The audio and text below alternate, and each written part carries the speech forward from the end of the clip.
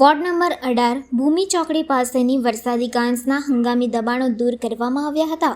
વડોદરા મહાનગરપાલિકા તંત્રની કામગીરી હંમેશા વિવાદોમાં આવતી હોય છે। દબાણો સામે બેવડા ધોરણોને લઈને પણ લોકોમાં નારાજગી છે। માલેતુજારોના દબાણો સામે પાલિકા તંત્ર કાર્યવાહી કરતું નથી, પણ ગરીબોના દબાણો સામે પાલિકા શૂરવીર બનીને કામગીરી કરે છે।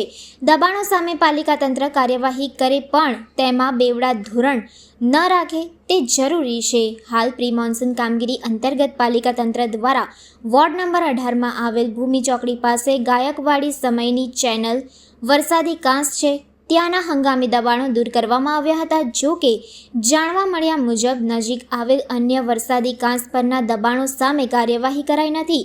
કાર્યવાહી સંદર્ભે ભાડા કારકુન જયેશભાઈ અસારીએ જણાવ્યું હતું કે વોર્ડ અધિકારી દ્વારા આની સૂચના અપાઈ છે। જો આગળ અન્ય કાંસો સંદર્ભ સૂચના મળશે તો ત્યાં પણ કાર્યવાહી કરાશે। ઉલ્લેખનીય છે કે ગઈકાલના થોડા જ વરસાદમાં શહેરના વિવિધ વિસ્તારોમાં પાણી ભરાવાની સમસ્યા સામે આવી છે, ત્યારે પાલિકા તંત્રની પ્રી મોન્સૂન કામગીરી કેવી થઈ છે તેનો એક અંદાજો લગાવી શકાય છે।